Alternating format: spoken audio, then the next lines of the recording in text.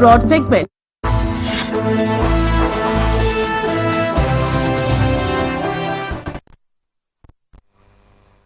नमस्कार, राम राम। हरियाणा देख रहे हैं आप। मैं हूं आपके साथ भावना त्रिपाठी। रुक करेंगे प्रदेश की तमाम बड़ी खबरों की ओर। केंद्र स्वास्थ्य एवं परिवार कल्याण मंत्री जगत प्रसाद नड्डा ने आज पंचकुला में स्वास्थ्य और परिवार कल्याण मंत्रालय के राष्ट्रीय टीबी उन्मूलन अभियान का शुभारंभ किया। भारत में टीबी पहचान और मृत्यु दर की चुनौतियों से निपटने के लिए एक व्यापक 100 दिवसीय शुभारंभ किया गया है।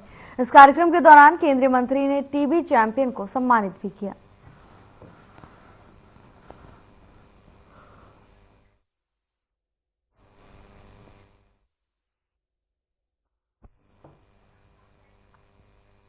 देश और प्रदेश भर के साथ साथ जिला सचिवालय रेवाड़ी से भी टीबी मुक्त भारत अभियान की शुरुआत की गई और स्वास्थ्य विभाग की टीमों की 2 बसों को विधायक लक्ष्मण सिंह यादव ने हरी झंडी दिखाकर रवाना किया। उन्होंने कहा कि टीबी जो कभी लाइलाज बीमारी हुआ करती थी, उसके मरीज जिला रेवाड़ी में ना के बराबर हैं और इसके लिए 100 दिन के इस अभियान में स्वास्थ्य विभाग की टीम गांव-गांव जाकर लोगों को जागरूक करने के साथ उनके स्वास्थ्य की भी जांच करेगी। तो वहीं दूसरी ओर स्वास्थ्य विभाग टीबी प्रोग्राम के कोऑर्डिनेटर सीमा अंसारी ने बताया कि रेवाड़ी का स्वास्थ्य विभाग हर साल 3500 मरीजों की जांच और इलाज करता है।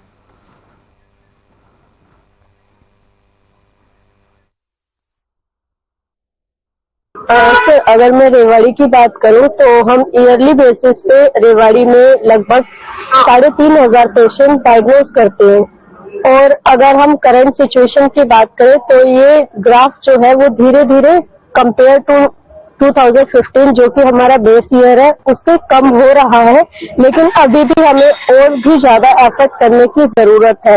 ये एक शुरुआत तो बहुत पहले से है, लेकिन अब पुनः ये 100 दिन का कार्यक्रम है। हर गांव में जाएंगे और पूरी मेडिकल टीम इनके साथ रहेगी। वैसे टीबी का जो है अब मरीज बहुत कम हो गए, अब ज्यादा, क्योंकि सरकारों ने भी इसमें काम किया है, हमारी मेडिकल टीम ने भी इस पे बेहतरीन काम किया है, इसलिए आज टीबी मुक्त तो धीरे धीरे लगभग खत्म की तरफ है।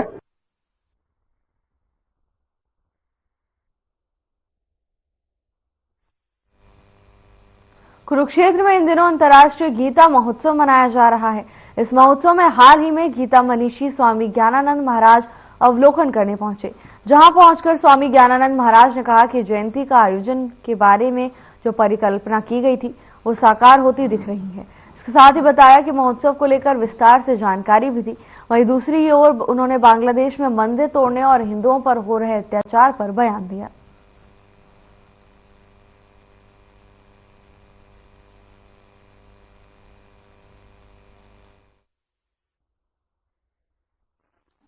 हम वास्तव में आनंदित हैं कि जो एक परिकल्पना थी कि गीता की ये धर्मधारा जो है, यहाँ भगवद गीता का भाव इतना व्यापक स्वरूप ले कि स्थानीय लोग भी, पूरे प्रांत के लोग भी और धीरे धीरे पूरे देश के लोग और विश्व तक ये संदेश जाए, तो प्रसन्नता है ये सब स्वरूप देख करके।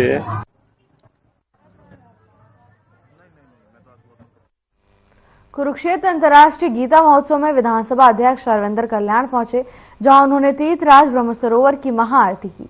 इस मौके पर उनके साथ आरएसएस राष्ट्रीय कार्यकारिणी सदस्य इंद्रेश कुमार भी मौजूद रहे। विधानसभा अध्यक्ष रविंद्र कल्याण ने कहा कि भगवान श्री कृष्ण ने जहां पर गीता का ज्ञान दिया वो भूमि कुरुक्षेत्र है और इस पावन अवसर पर उन्होंने सभी को शुभकामनाएं भी दी। इसके साथ ही उन्होंने कहा कि ये बड़े गौरव की बात है कि गीता महोत्सव को अंतर्राष्ट्रीय स्तर पर मनाया जा रहा है।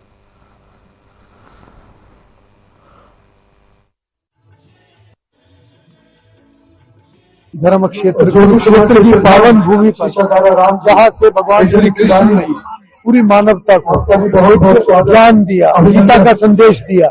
आज गीता महोत्सव के इस पावन पर्व पर मैं सभी को बहुत बहुत बधाई और शुभकामनाएं देता हूँ और मेरा सौभाग्य है कि आज ब्रह्म सरोवर पर मुझे महाआरती में शामिल होने का मौका मिला। आज पूरे समाज से यही अपील करूंगा कि जो गीता का संदेश है, हम अपना कर्म अच्छे तरीके से करें, सत्कर्म करें और अपना जीवन समाज और मानवता के काम लाने का काम करें। पहले गीता जयंती कुरुक्षेत्र में मनाई जाती था, विदेशों तक मनाई जाती है, बड़ा ऐसे अंतर्राष्ट्रीय गीता जयंती का गया, तो क्या देखिए, ये हमारे देश के लिए एक बहुत बड़े गौरव की बात है कि आज गीता महोत्सव अंतर्राष्ट्रीय स्तर पर मनाया जाता है।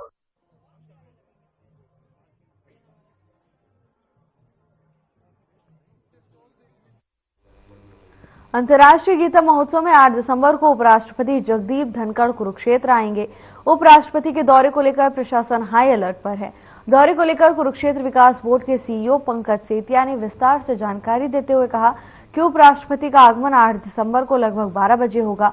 वो उड़ीसा पवेलियन, हरियाणा सरकार की नॉन स्टॉप प्रदर्शनी का अवलोकन करेंगे। इसके बाद गीता ज्ञान संस्थान में आयोजित एक संगोष्ठी में भी भाग लेंगे। उनके प्रोटोकॉल के मुताबिक सभी तैयारियां पूरी की जा रही हैं।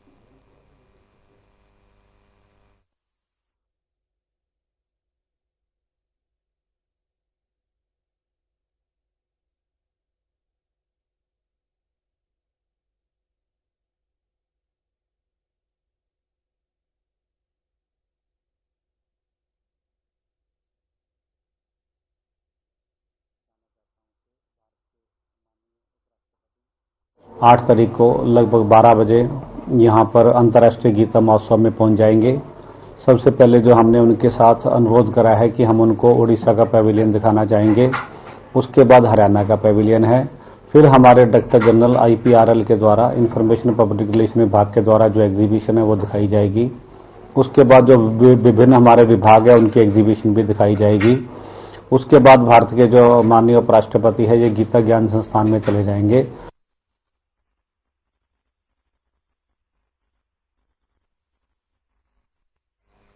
कुरुक्षेत्र में अंतर्राष्ट्रीय गीता महोत्सव में प्रसिद्ध गायिका कविता पौडवाल पहुंची। उन्होंने सांस्कृतिक संध्या में भक्ति रस से भरा कविता ने गीता महोत्सव के ब्रह्म सरोवर पर भजनों की प्रस्तुति से पूरी फिजा में भक्ति रस भर दिया। इस मंच पर गायिका कविता पौडवाल ने बेहतरीन भजनों की प्रस्तुति देकर दर्शकों को अपने मोहपाश में बांधने का काम किया। इससे पहले पूर्व राज्य मंत्री सुभाष सुधा, कुरुक्षेत्र विकास बोर्ड के सीईओ पंकज सेतिया, सदस्य अशोक रोशा और प्राधिकरण के सदस्य सौरभ चौधरी ने दीपशिखा प्रज्वलित कर सांस्कृतिक संध्या का शुभारंभ किया। कुरुक्षेत्र में अंतर्राष्ट्रीय गीता महोत्सव का आयोजन किया गया, जिसमें गायिका कविता पौडवाल ने शिरकत की। तो वहीं अपने भजनों से उन्होंने सभी का मन मोह लिया। कविता की गायकी को सुनते ही भक्त मंत्रमुग्ध हो गए और उनकी गायकी पर जोरदार तालियां भी भक्तों ने बजाई। तस्वीरें कुरुक्षेत्र के अंतर्राष्ट्रीय गीता समारोह से है, जहां बड़े बड़े दिग्गज कार्यक्रम में शामिल होने पहुंचे, तो वहीं गायिका कविता पौडवाल भी इस कार्यक्रम में अपनी प्रस्तुति देने पहुंची। उनके भजन से लोगों का मन मोह लिया। कुरुक्षेत्र में इन दिनों अंतर्राष्ट्रीय गीता महोत्सव मनाया जा रहा है। आपको बता दें कि भगवान श्री कृष्ण के मुखार विंद से उत्पन्न पावन गीता के जन्मोत्सव के उपलक्ष्य में अंतर्राष्ट्रीय गीता जयंती महोत्सव 2024 मनाया जा रहा है। इस महोत्सव में अलग अलग राज्यों के परंपरागत कलाकारों के अलावा स्कूलों के बच्चे भी अपनी प्रतिभा दिखा रहे हैं। इस महोत्सव में प्रतियोगिताओं का आयोजन भी किया गया है। स्कूल के बच्चे प्रतियोगिता का हिस्सा बनकर भगवान श्री कृष्ण, श्री राम और गीता पर आधारित सामूहिक नृत्यों से लोगों का ध्यान अपनी ओर खींच रहे हैं। हजारों बच्चों ने अपनी प्रतिभा का प्रदर्शन किया। जानकारी दे दें कि इस साल गीता महोत्सव रहा है, जबकि 15 दिसंबर को कुरुक्षेत्र में इसका समापन होगा।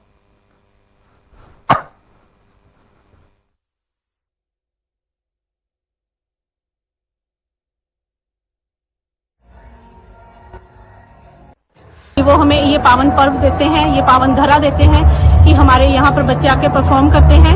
ये जो सभी बच्चे पीछे खड़े हैं आप देख रहे हैं, ये जयराम पब्लिक स्कूल से ही आए हुए हैं और यहाँ पर आकर इन बच्चों को भी बहुत अच्छा लगता है। एक नृत्य के माध्यम से ये अध्यात्म से जुड़ते हैं, कृष्ण जी की लीलाओं को प्रस्तुत करने का मौका मिलता है और कहीं ना कहीं हमारी आज की युवा पीढ़ी जो इन चीजों से हट रही है तो इस प्रोग्राम के माध्यम से वो इन चीजों से जुड़ती है।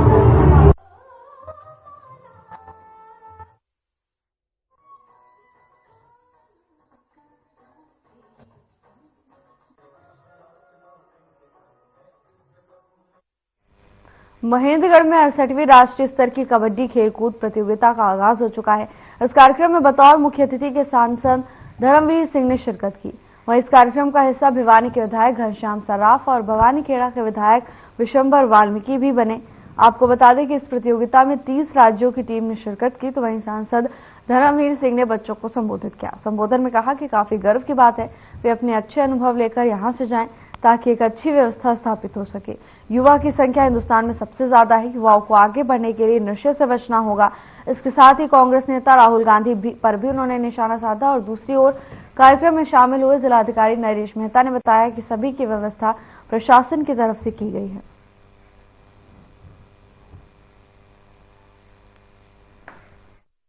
स्वागत, अभिनंदन। उसका तरीका ये कभी नहीं होता। इस प्रकार पहले भी कई दिनों तक इस प्रकार का माहौल रहा। अब समय आ गया, हमने चारों तरफ से नजर मारनी चाहिए। पाकिस्तान का क्या हाल है, बांग्लादेश का क्या हाल है, हर रोज अफगानिस्तान की क्या पोजीशन है। अभी आप सीरिया के अंदर हालात देख रहे होंगे, कभी इजराइल और दूसरे देशों का है, कभी यूक्रेन और रसिया का है। इस प्रकार के खराब माहौल को देश में पैदा ना होने दें। हम मिलजुल के हमें आगे बढ़ना है, आगे बढ़ने का ही सोचना चाहिए। राष्ट्रीय kabaddi tournament under 19 boys and girls, और ये बहुत ही हमारे लिए सौभाग्य की बात है कि जिला भिवानी के अंदर जो है ये प्रथम जो है टूर्नामेंट है राष्ट्रीय स्तर का स्कूल लेवल पर। और आज में जितने भी बच्चे हैं, लगभग 800 के आसपास बच्चे हैं और 200 के आसपास ऑफिशियल हैं, उन सभी की मौजूदगी में आज ये कार्यक्रम संपन्न हुआ। नवोदय विद्यालय समिति स्वागत। होडल में किसान संगठनों की तरफ से दिल्ली कूच के फैसले के बाद पुलिस ने यूपी सीमा से जोड़ने वाले रास्तों पर पूरी तरह नाकाबंदी कर दी है।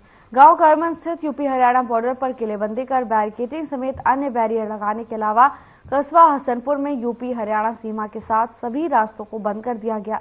प्रशासन की तरफ से धारा 144 लगाई हुई है। उन्होंने किसान संगठन से अपील करते हुए कहा कि किसान कानूनों का उल्लंघन न करें।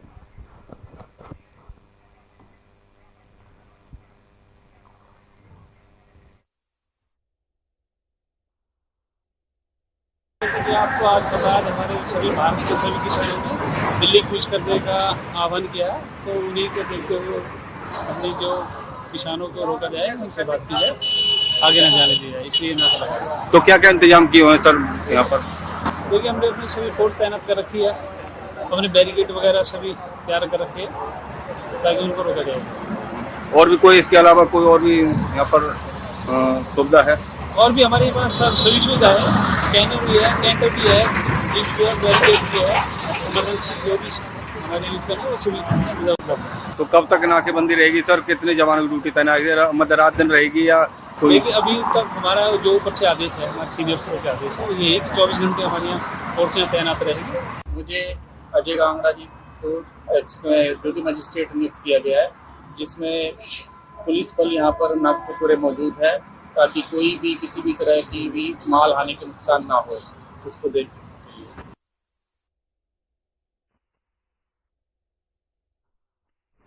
किसान नेता गुरनाम सिंह चढ़ूनी ने 2 टूक शब्दों में कहा कि बिन बुलावे के वो किसान आंदोलन में नहीं जाएंगे, सिर्फ बाहर से नैतिक समर्थन देंगे। किसान नेता ने कहा कि सभी जत्थेबंदियां इकट्ठा होकर आंदोलन करती तो सरकार पर भी दबाव पड़ता।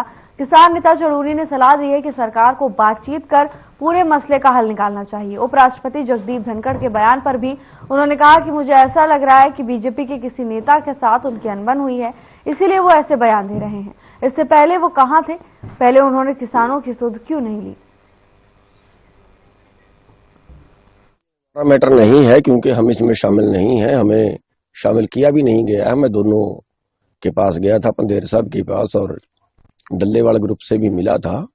वहाँ जब आंदोलन शुरू हुआ तो उन्होंने कहा था कि हम केवल वो लोग ही आंदोलन करेंगे जो राजनीति में कोई इंटरफेरेंस नहीं करते।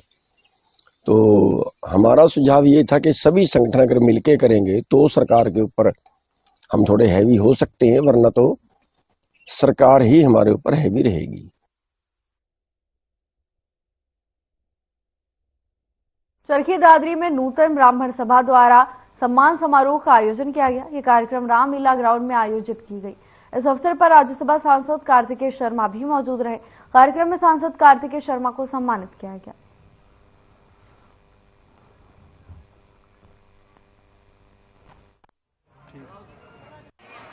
ये आज का कार्यक्रम बहुत ही भव्य कार्यक्रम था और बहुत ही सुंदर कार्यक्रम था। आज भगवान परशुराम जी का सर्वाग्रह का यहाँ पर नींव रखी गई और साथ ही साथ मैं माननीय मुख्यमंत्री और हरियाणा सरकार श्री नैब सिंह सैनी जी, जो हमारे यशस्वी मुख्यमंत्री है, उन्होंने सरकार में आते ही जो एक बहुत ही लंबे समय से धौली की जमीन की मालिकाना हक की डिमांड थी समाज की, उसको पूरा करने का काम किया। मैं आज इस माध्यम से, इस पटल से, आपके माध्यम से भी उनका धन्यवाद करना चाहता हूं पूरे समाज के प्रति, पूरे समाज की तरफ से, कि आज ये जो एक फैसला लिया है उन्होंने, अच्छा फैसला लिया है और सही समय पे फैसला लिया है, उनका उसके लिए बहुत बहुत धन्यवाद करना चाहता हूं। और आज हम सब यहाँ एकत्रित हुए इस कार्यक्रम में, यही बात। भाई शशिकांत भारद्वाज जी के नेतृत्व, सभी का धन्यवाद, आभार। आप अपना आसन। करनाल जिले में चोरों के हौसले बुलंद हैं। ताजा मामला करनाल के रेलवे रोड स्थित सावित्री लॉन का है, जहां 2 चोरों ने लाखों के गहनों से भरे बैग पर हाथ साफ कर दिया। बताया जा रहा है कि शादी कार्यक्रम में 2 बदमाश पहले से ही रेकी कर रहे थे। मौका मिलते ही उन्होंने वारदात को अंजाम दे दिया। दुल्हन के भाई ने बातचीत में बताया कि उनकी बुआ के पास एक थैले में गहनों से भरा बैग था, जिसमें दुल्हन के लड़के वालों की तरफ से दिए गए सोने और चांदी के गहनों के साथ शगुन के लिफाफे भी थे। जैसे ही बुआ को परिजनों ने फोटो के लिए बुलाया, वैसे ही चोरों ने गहनों से भरा बैग हाथ साफ कर दिया, या यूं कहे कि सावधानी हटी और दुर्घटना घटी। इस घटना को अंजाम देने के बाद चोरों के फरार होने की तस्वीरें सीसीटीवी में कैद हो गई हैं। सूचना मिलने पर पुलिस मौके पर पहुंची और जांच में जुट गई है।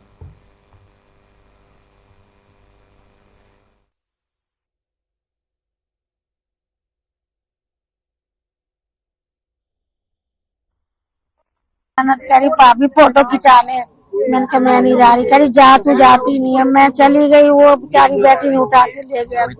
सवेरे से संभाल के बैठी थी। क्या क्या था बुआ जी उसमें?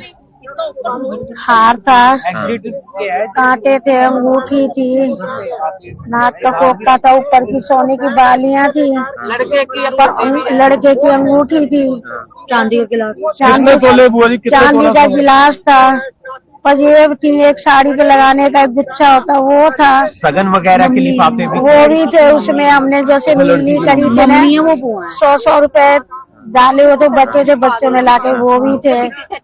और लड़के वालों ने सेट दिया था, 2 सेट, वो उन्होंने हमें दे दिया, वो भी था। मंगलसूत्र था, पजेब थी उनकी, और उनकी अंगूठी थी, उनकी पजेब थी। तो हमारी बुआ जी ने कहा हमारी चाची जी वगैरह को, मम्मी वगैरह को, कि जाओ आप भी स्नैप करवा लो एक जाके। तो वो स्नैप करवाने चले गए, वो ऐसे करके देखने लगे। इतने में उसने पीछे से ब्लेजर उतारा अपना, और वो पहले से घूम रहा होगा यहाँ पे, क्योंकि कोट पैंट पहन रखा था। हम सोचे भी बरातियों की तरफ से है और हमारी तरफ से नहीं है, तो वो तो बाद में पता चला। उसने ब्लेजर उतारा अपना, कोट पे उसने डाला और बैग उठाया। बैग हैंड बैग था, मैरून कलर का था, उसी में सारा ज्वेलरी। 2 साथी हैं वो बाहर जाके 2 मिले हैं जी, यहाँ अंदर एक ही था। सीसीटीवी फुटेज में कोई फोटो आई? हाँ जी, आ गई है जी।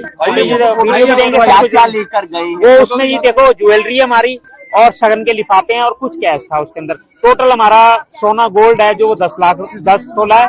10 तोला है, हाँ जी, 10 तोला है, सिल्वर भी है और सिल्वर भी है। हाँ जी, ज्वेलरी है, क्योंकि हमारी तरफ से और लड़के वालों की तरफ से। आज मेरी सिस्टर की शादी है। ये एक चोरी के संबंध में यहाँ से सूचना प्राप्त हुई, फिर मौके पे आए हैं, वेरीफाई कर रहे हैं जी। ठीक है जी। दुल्हन का सामान है सर? हाँ, दुल्हन का सामान है। ठीक है, कुछ 10 तोले के आसपास इन्होंने बताई है। सीसीटीवी आया सब सामने? सीसीटीवी आया? हाँ, देख रहे हैं, वेरीफाई कर रहे हैं।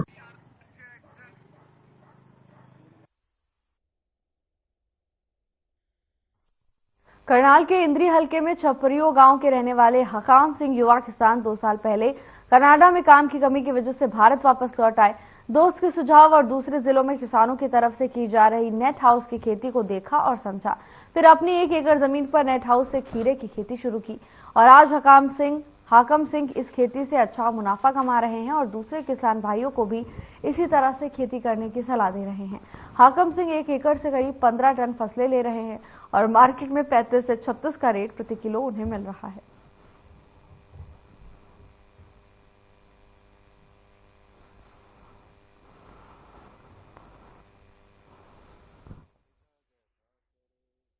तो 2 साल पहले तो वहां से मेरे को इतना कुछ काम कुम नहीं मिला, तो फिर मैं रिटर्न अपने देश में आ गया। तो यहाँ से भाई साहब रविंदर जी मिले बेस्ट एग्रो डील से, तो उन्होंने मेरे को सलाह दी नेट हाउस लगाने की।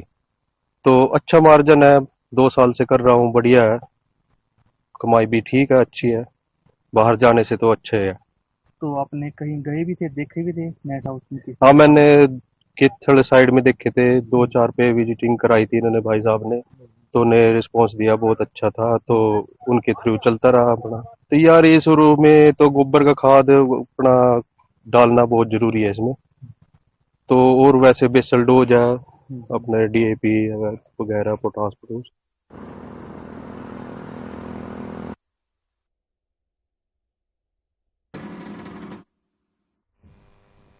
हरियाणा के पहलवान योगेश्वर दत्त यमुनानगर के सरस्वती स्कूल में शूटिंग रेंज का उद्घाटन करने पहुंचे। यहां उन्होंने मीडिया से बातचीत भी की। मीडिया से बातचीत करते हुए उन्होंने कहा कि कल कुछ खिलाड़ी राजनीति करने लगे हैं जिससे खेल बदनाम होते हैं। इसी के साथ उन्होंने आरोप लगाया कि 3-4 पहलवान कुश्ती को पीछे धकेलने का काम कर रहे हैं। इसके अलावा उन्होंने विनेश फोगाट के मामले में कहा कि ऐसा माहौल बनाया गया कि खिलाड़ी के साथ अन्याय हुआ, खिलाड़ी को अपना ध्यान खुद रखना होता है। इसके अलावा पहलवान योगेश्वर ने भारत की खेल नीति की सराहना की।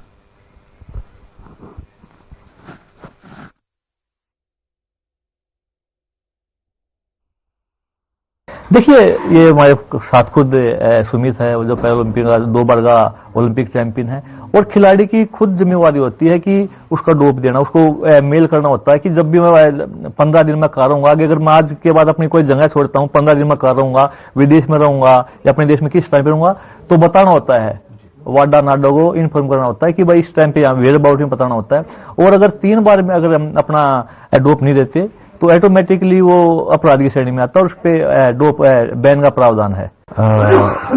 देखिए जी, कोई भी बड़ी चीज होती है उसमें, चाहे आप कोई भी बड़ा काम करने में अगर जो आपका एम बड़ा है तो दिक्कतें तो आती हैं, बट जिस तरह से सरकार साथ दे रही है, टॉप स्कीम में हम खेलो इंडिया स्कीम, अभी नए खेलो इंडिया पैरा गेम स्टार्ट हुए, तो काफी सपोर्ट मिल रहा है गवर्नमेंट से, लोगों से काफी प्यार मिल रहा है, तो मोटिवेशन मिलता है कि अपना और बेहतर दें हम। सरकार बड़ी मेहनत कर रही है, अपने पूरा हमारे साथ पूरा साथ दे रही है।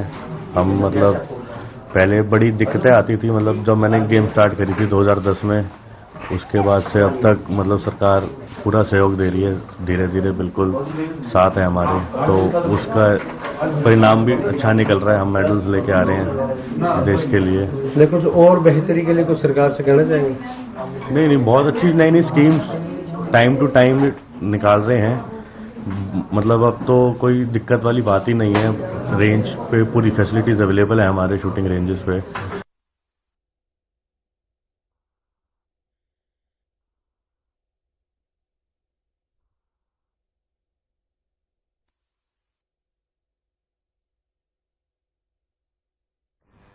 यमुनानगर में शूटिंग रेंज का उद्घाटन हुआ जिसमें पहलवान ने शिरकत की। इस दौरान उन्होंने विनेश फोगाट पर बोलते हुए कहा कि खिलाड़ी को खुद बताना चाहिए कि वो इस समय कहां है। इसके साथ ही उन्होंने खिलाड़ियों पर राजनीति ना करने की अपील की। फिलहाल के लिए बस इतना ही, जल्द हाजिर होंगे नई अपडेट्स के साथ। नमस्कार।